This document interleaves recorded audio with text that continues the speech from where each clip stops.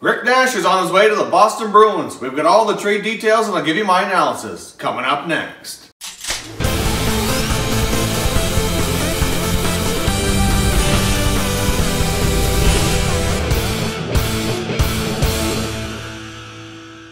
Hey everyone, and welcome back to another video here at Top Shelf Hockey. If you're new to the channel, thanks for stopping by. We review and discuss all 31 NHL teams. So if you're a huge hockey fan, consider subscribing and clicking the bell so you don't miss anything.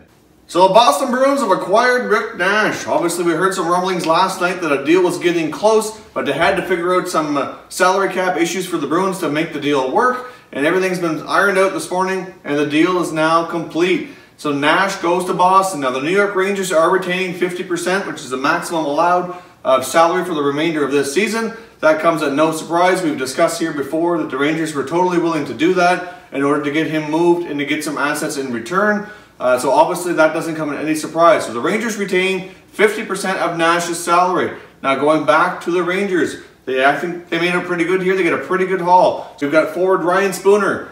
Spooner basically kind of was the odd man out in Boston, as I mentioned before in some other videos here talking about trade rumors. I mentioned if the Bruins did trade anybody off their active roster, it was likely going to be Spooner, just because the way their lines have been clicking the past while. He seems to be the odd man out, basically playing a fourth line role, and they got other guys who can do that. So it seemed inevitable, really between this year and even last, that due to some inconsistent play and some other guys kind of passing him on their depth chart, that it just seemed like he was likely going to be the odd man out in Boston, and that's what's happened here. So Spooner goes to the New York Rangers, along with forward Matt Belesky. Obviously, Belesky's been playing in the American Hockey League. Kind of had some struggles in the last couple of years. Now the Rangers don't have to pay a full salary on Belesky. The Bruins are picking up half of his salary. Now it's a little bit noteworthy here. Obviously Nash is a pending UFA, so the Rangers only have to pick up half of that salary for the remainder of this year, where the Bruins have they have 2 more years at $3.8 million, and they're retaining half of that. So the Bruins are retaining some salary on Belesky, and I think that was probably the tricky part. Obviously they wanted that contract off the books, but obviously they're going to have to retain, so they had to figure out how to make this work. Now they're also getting, the New York Rangers are receiving Boston's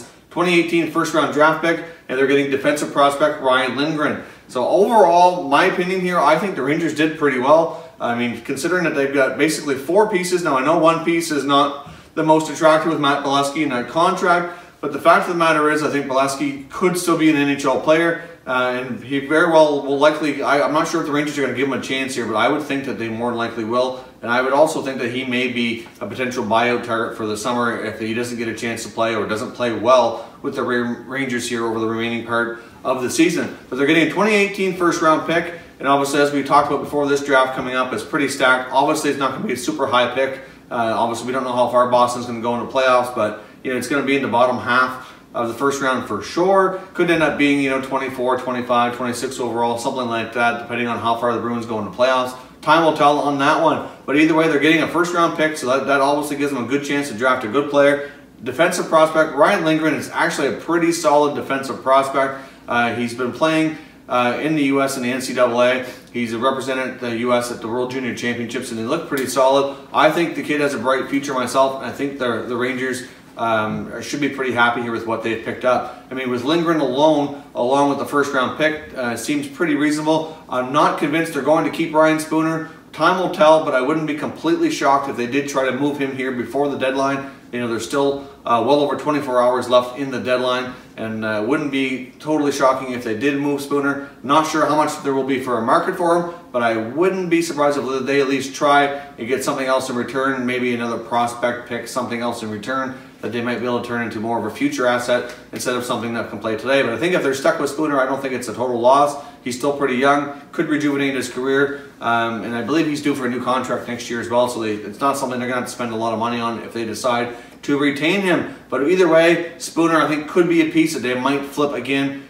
for some another potential future asset. So either way, I think the Rangers did pretty well here. They get a first round pick, they get a top-notch prospect in my opinion. Lindgren looked pretty solid. I know I've seen him play a little bit in the junior tournaments, and he did look pretty solid. So overall, let me know what you guys think down in the comments. How did the Bruins and the Rangers do in this deal? Bruins fans, are you excited to get Nash on your roster? I think he's a tremendous upgrade in your top 9, and I think he's just going to add that one extra piece to put things over the top. Now, in case you guys missed it as well. The Bruins and Leafs played last night, and it was reported that at the end of the game, Patrice Bergeron was seen leaving the arena with a boot on his leg. So it looks as though he might have an injury. I know he did get hit. I think it was a shot in the leg, in the lower part of his leg. I'm not sure if it was his ankle or just above. So it could indicate, I don't know if it would be a high ankle sprain or what exactly the diagnosis is going to be, but he was seen leaving the arena in a boot, which obviously is bad news. But at the same time, if he's going to get hurt, you want him to get hurt now and be back and healthy for the playoffs.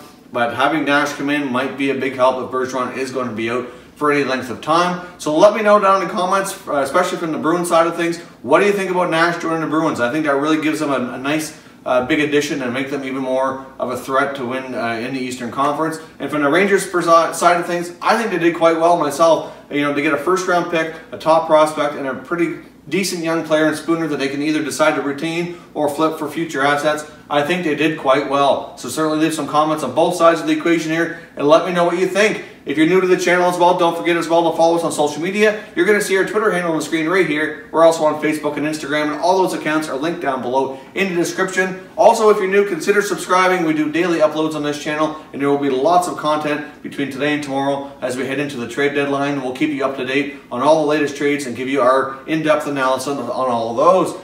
As always, thank you very much for watching, everybody. We will catch you next time.